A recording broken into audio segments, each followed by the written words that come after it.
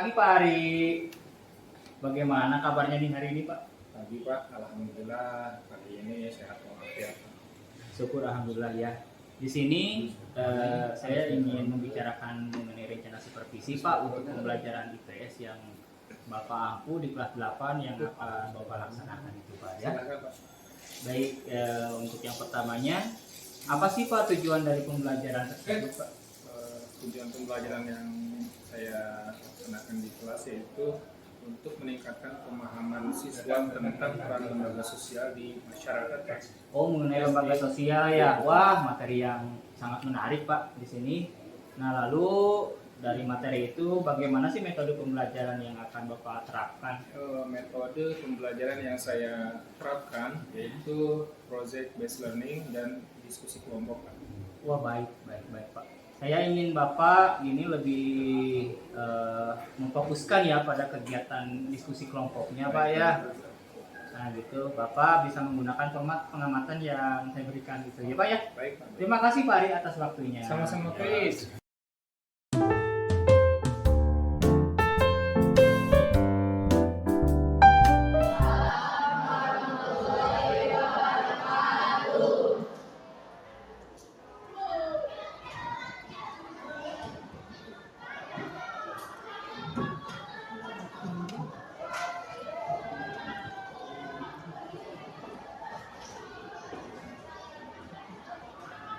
Selamat pagi anak-anak.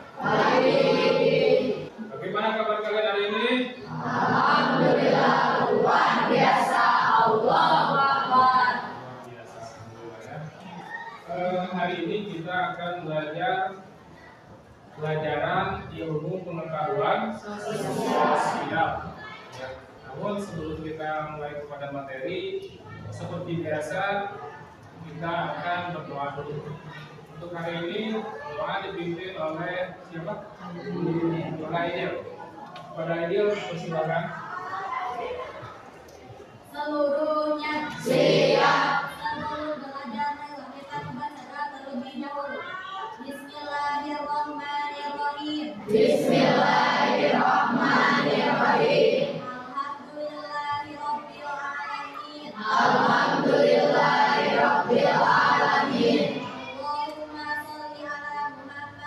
Allahumma sholli ala Muhammad wa ala alihi wa sahbihi ajma'in.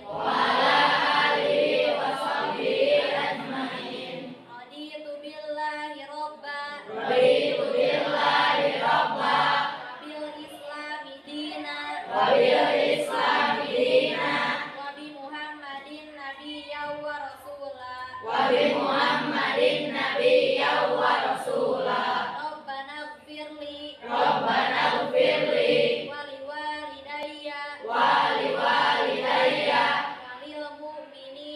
walil mu'minina yauma yaqumul hisab. Allahumma inna nas'aluka fahman nabiyyin wa hifdha mursalin. Assalamualaikum warahmatullahi wabarakatuh. Baik, untuk hari ini yang tidak ini siapa?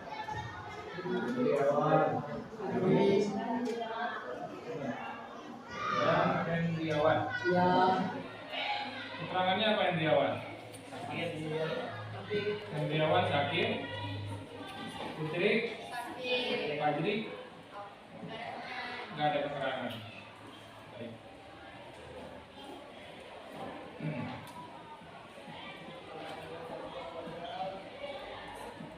Baik, sebelum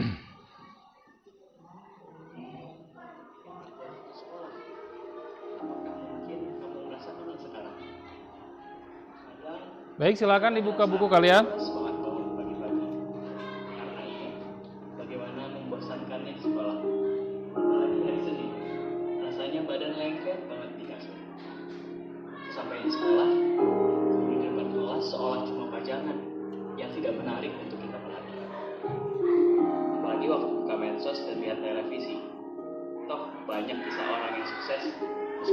melanjutkan sekolah tinggi. Kelihatannya wah sekali, bukan? Saat itu juga kita berpikir kalau lanjut sekolah itu tidak penting. Tapi apakah itu benar? Terdengar nggak? Kalau berhenti sekolah itu pilihan yang tepat untuk kita. Buktinya, data dari Edukasi News menyatakan kalau 1,9 juta anak putus sekolah. Dari jumlah itu, diketahui bahwa 2 dari 5 orangnya adalah pengangguran, 2-nya lagi kerja serabutan, dan 1 sisanya memiliki penghasilan tetap. Jadi, masih yakin untuk tidak lanjut sekolah? Coba kita lihat salah satu contoh dari presiden pertama negara ini. Ya, siapa lagi kalau bukan Insinyur Soekarno. Bisa melanjutkan sekolah rakyat bukan berarti beliau mau positif saja seperti pribumi lain. Dari pengamatan beliau, Indonesia dijajah oleh Belanda yang pintar dan berpendidikan. Karena hal itu, Soekarno muda bertekad untuk melanjutkan sekolah meskipun beliau bukan berasal dari kalangan kiai dan bangsawan. Kemudian masuklah beliau ke HBS, di mana dari 300 orang, cuma 20 orang pribumi yang bisa sekolah di sana. Sedangkan sisanya adalah keturunan saya. Karena biaya sekolah yang mahal dan harus tinggal jauh dari orang tua, membuat beliau harus pandai-pandai menghemat uang. Memang tidak murah bagi seorang Inlander atau pribumi untuk bisa bersekolah di HBS. Di samping harus membayar Rp15 setiap bulan untuk uang sekolah dan kad seragam bertuliskan HBS, kami juga harus mengeluarkan lagi Rp75 setiap tahun untuk uang buku. Aku ingat betul jumlah ini karena aku menghitung setiap rupiahnya dan menjaganya jangan ada lagi yang terpakai untuk hal yang tidak perlu. Kata Soekarno dalam biografi yang ditulis oleh Cindy Adams. Karena bersekolah di HBS itulah Soekarno tahu bagaimana cara berjuang, karena pedang dan bambu runcing tak cukup untuk membuat Indonesia merdeka. Dari sekolah pula, ia tahu sedikit banyaknya tentang politik. Bayangkan kalau saja Bapak Proklamator ini tidak melanjutkan sekolahnya, maka tidak akan ada ide hebatnya yang akan mengguncang dunia. Selain itu, kita semua pasti tahu B.J. Habibie. Siapa sih yang tidak kenal beliau? Selain merupakan presiden ketiga RI, beliau merupakan sosok panutan yang terkenal tidak hanya dari segudang prestasi dan karya yang beliau hasilkan. Terima kasih, Pak. Namun juga kisah Ya, betul. cinta beliau yang legendaris. B.J. Habibie terkenal sebagai sosok yang mempunyai semangat juang tinggi dalam pendidikan. Bahkan sejak kecil, B.J. Habibie sudah menunjukkan ketertarikannya kepada mesin dan bercita-cita menjadi insinyur. B.J. Habibie mengaku dapat berkuliah di kampus Rheinische Westfälische Technische Hochschule Aachen, Jerman tanpa beasiswa dari negara maupun swasta. Biaya kuliah ini ditanggung oleh kedua orang tuanya meskipun mereka bukan berasal dari kalangan yang berada. Tentu banyak sekali jerih payah serta tantangan yang beliau hadapi dalam menimba ilmu. Salah satunya dimulai dari jalan kaki ke kampus demi menghemat biaya transportasi hingga tinggal di Jerman dengan fasilitas seadanya. Namun hal itu membuahkan hasil yang manis. Beliau berhasil menempuh pendidikan hingga mendapat gelar doktor di bidang pesawat teknologi di Jerman pada usia 28 tahun yang terbilang sangat muda. Di Indonesia, ia banyak berkontribusi dalam urusan teknologi, salah satunya di bidang penerbangan. Beberapa pesawat buatan beliau adalah F-25 Gatot Kaca, CN-235, dan VTOL DO-31. Beliau pun mendirikan perusahaan transportasi yang fokus pada pengembangan pesawat terbang besutan dalam negeri yaitu PT IPTN atau Industri Pesawat Terbang Nusantara. Karena komitmen dan tekad beliau untuk menjadi yang terbaik dan melebihi orang-orang di Jerman dalam hal pengetahuan, berhasil mendorong beliau hingga diakui kemampuannya oleh dunia. Sosok lain yaitu Maudy Ayunda yang merupakan sosok anak muda yang sukses dalam dunia entertainment dan juga dalam bidang pendidikan. Ayo, siapa yang pernah dengar lagu Tiba-tiba Cinta Datang Kepadamu? Atau pernah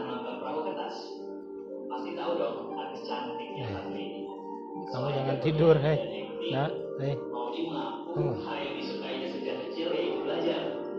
Menurut Maudi, pendidikan mempengaruhi karakter seseorang. Sebab di sekolah, tak hanya ilmu pelajaran saja yang didapatkan, namun interaksi sosial dan mengenal cara berpikir seseorang juga akan membentuk kepribadian kita. Pendidikan itu amat bisa mengubah seseorang. Dalam pengalaman aku pindah-pindah sekolah dan juga mendapat guru yang berbeda-beda, membuat pola pikir kita juga beda. Ujar Maudi.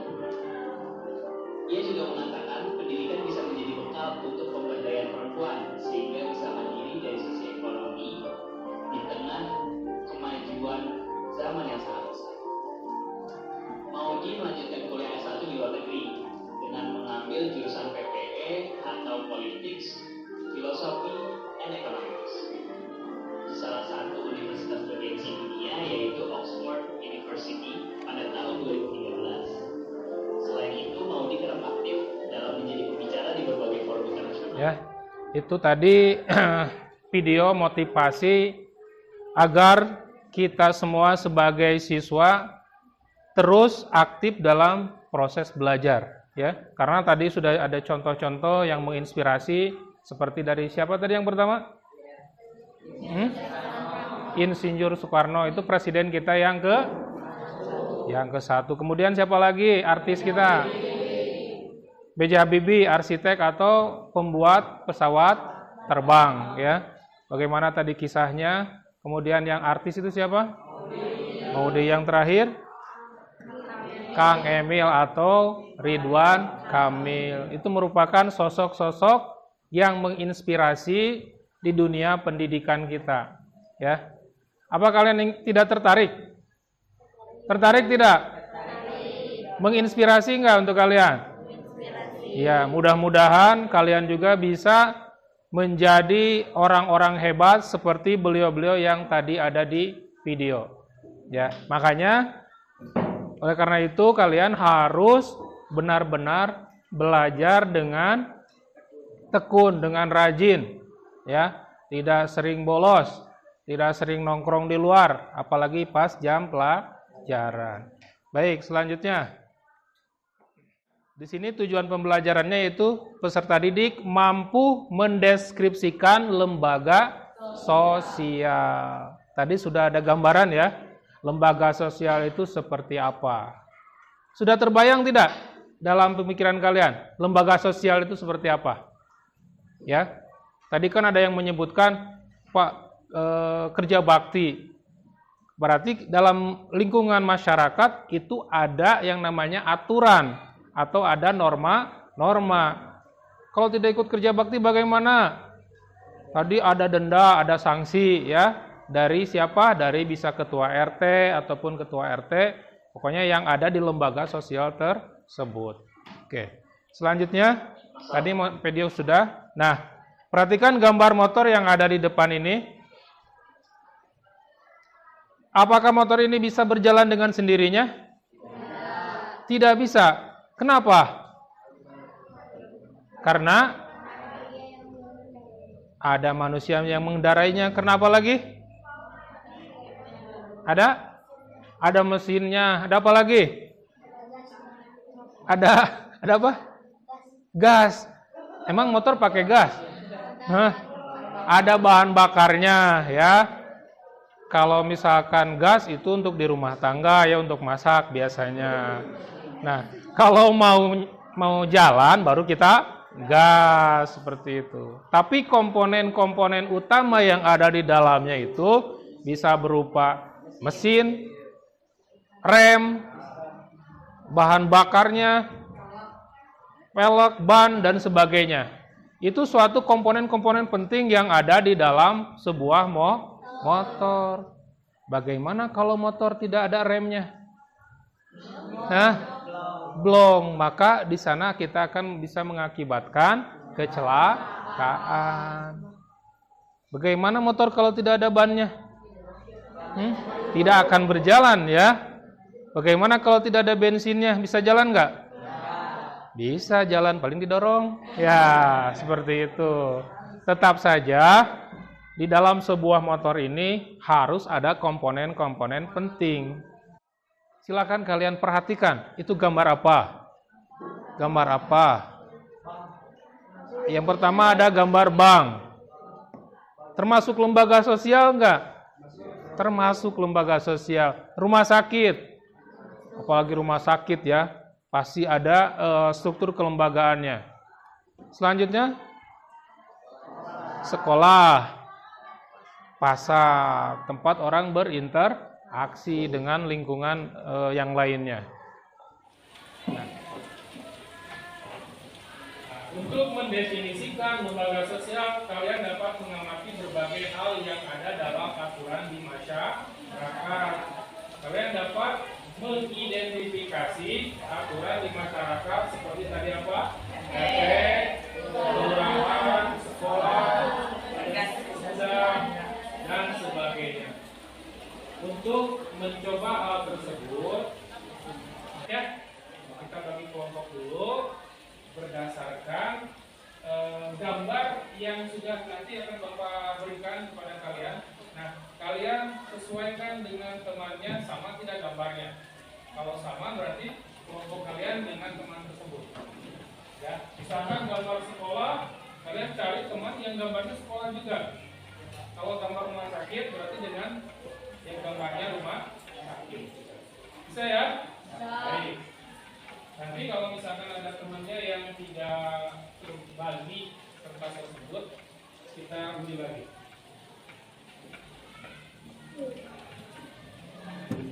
Ya, silakan diambil.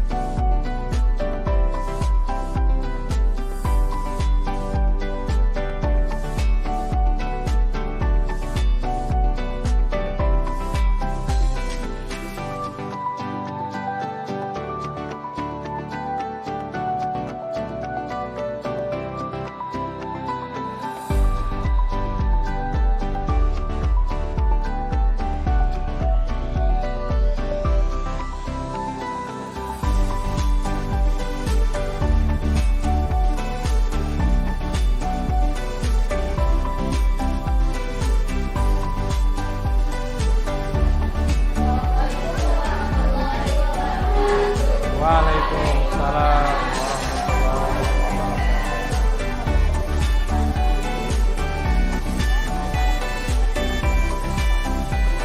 Tolong dengarkan, tolong.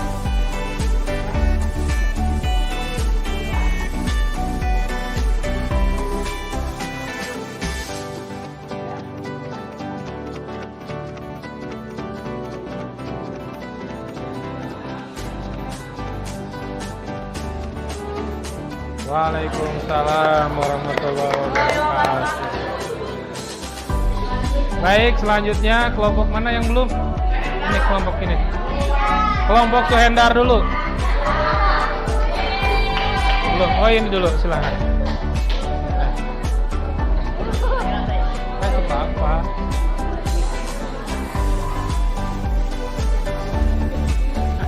Ayo. Bismillah. Assalamualaikum. Waalaikumsalam warahmatullahi wabarakatuh.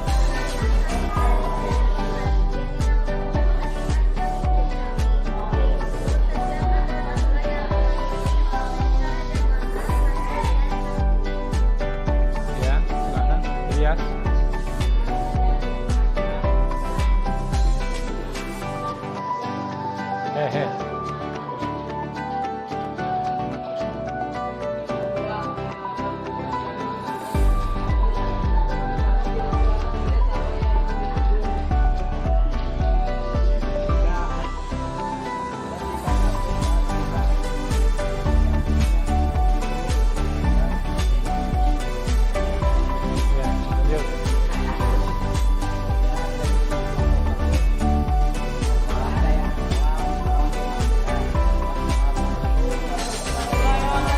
Waalaikumsalam warahmatullahi wabarakatuh. Baik, yang terakhir kelompok Suhendar dan kawan-kawan. Waalaikumsalam warahmatullahi wabarakatuh.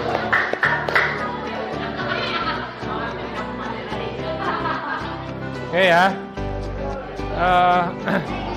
silakan kalian pahami apa yang sudah disampaikan oleh Bapak. Bapak tanya sekali lagi, paham nggak maksud dari lembaga sosial? Paham ya? Coba yang serempak, paham tidak? Jadi lembaga sosial itu baik di sekolah, di rumah ataupun di lingkungan manapun adalah aturan-aturan. Ya, apabila salah satu aturannya tidak berjalan, maka lembaga sosial itu tidak akan bergerak atau tidak akan maju, tidak akan bisa hidup.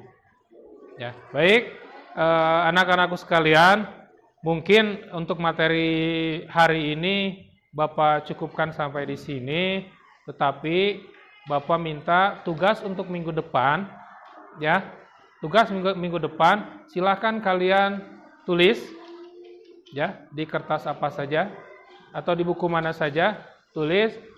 Pertanyaannya adalah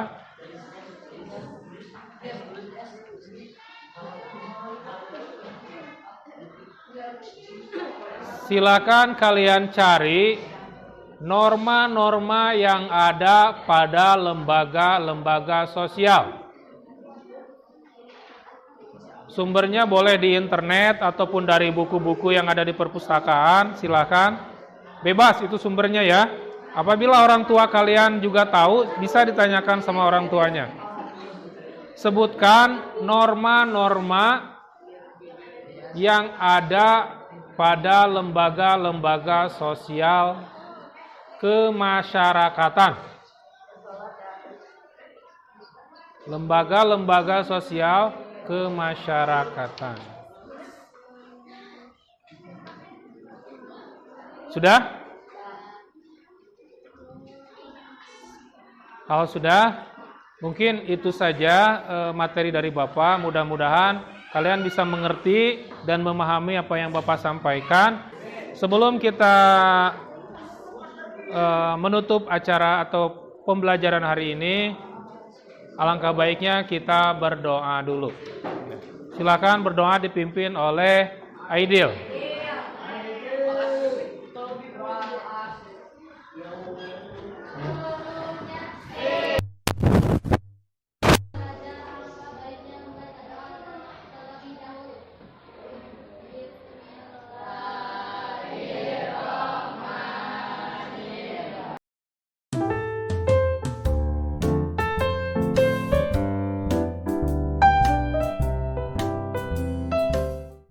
Selamat pagi, Pak Ari. Selamat pagi, Pak. Aduh, bagaimana nih kabarnya, Pak? Alhamdulillah. Alhamdulillah, Sehat ya. walafiat, Pak. Oh iya, terlihat cerah sekali ya pagi ini, Pak Ari, itu mungkin Alhamdulillah, Pak. karena mungkin pembelajarannya sudah yang kemarin kita observasi sudah mulai ini ya. Gini Pak Ari ya, maaf saya mengganggu waktunya Pak.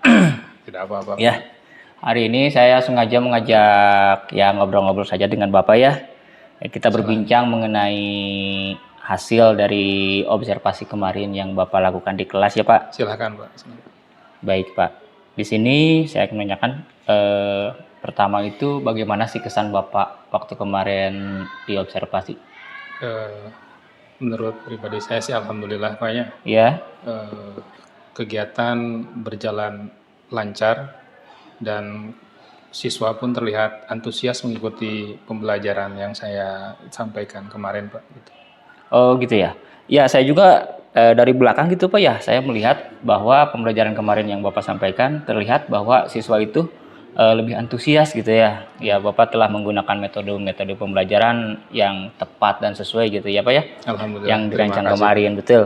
Pembelajaran Bapak pun dilihat sudah tersampaikan dengan baik juga gitu Pak ya. Alhamdulillah, Pak. Nah, mungkin setelah itu sekarang Bapak perasaannya selama observasi kemarin dan diobservasi oleh saya itu gimana Pak perasaannya? Alhamdulillah ya. Mungkin dari observasi kemarin saya juga banyak sekali kekurangannya mungkin Pak ya. Jadi mungkin minta saran juga masukan dari Bapak. Harusnya sebaiknya saya harus seperti apa ke depannya, gitu Pak. Oh gitu, alhamdulillah ya.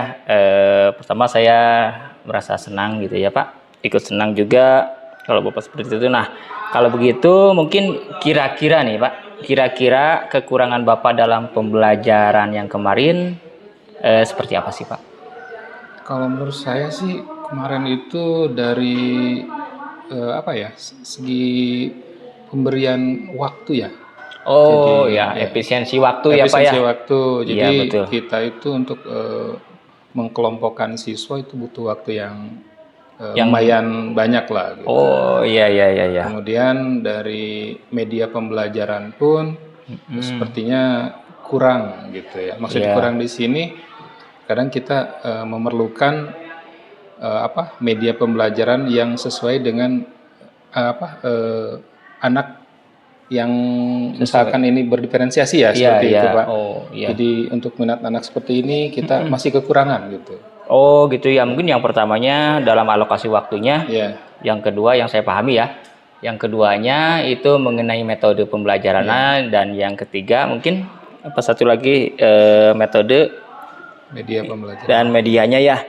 Nah, kalau misalkan dari segi waktu sih ya emang dilihat kadang-kadang kita kalau misalkan mau ngajar yang betul itu pada sub satu materi saja mungkin tidak cukup dengan hanya waktu yang 40 menit, belum Iya, juga betul, persiapan, belum apa gitu Iya, ya. betul. Nah, mungkin untuk metode dan media, mungkin media itu dikembalikan lagi kan kita dengan zaman sekarang gitu ya, metodenya itu banyak. Nah, mungkin untuk metodenya apa sih yang akan dikembangkan gitu Pak? Yang akan dikembangkan mungkin apa ya? Metodenya gitu. Apakah Bapak mungkin untuk mengetahui atau memperbanyak metode-metode pembelajaran itu mungkin Bapak bisa nih di sekolah ada pelatihan ataupun ikut apa seperti itu Pak? Seperti itu. Mungkin untuk usulan saya, saran saya gitu ya, ditingkatkan lagi untuk komunitas belajar mungkin Pak, seperti itu ya. Oh gitu ya. Komunitas belajar, soalnya dengan komunitas belajar kita bisa lebih wawasan kita lebih terbuka luas gitu Pak. Betul. Jadi materi-materi itu bisa kita bahas bersama-sama Pak. Betul Pak, tidak tertutup ya. Iya, karena banyak ya, salah satunya sekarang kan di sekolah kita itu ada komunitas belajar juga gitu kan yang dekat, terus teman sejawat juga kita bisa berkolaborasi juga dengan Betul. teman sejawat yang lebih itu ya dari kita. Baik Pak, mungkin tindak lanjutnya akan seperti itu ya Pak. Iya. Mudah-mudahan Bapak kedepannya bisa berjalan lancar. Amin. Bisa apa yang kekurangan tadi menjadi bahan patokan untuk Bapak ya. Iya. Nah gitu mungkin begitu Pak. Dari saya terima kasih Pak atas waktunya. Mohon Sama-sama, maaf Pak. mengganggu. Tidak apa-apa. Ya terima kasih Pak. Sama-sama Pak.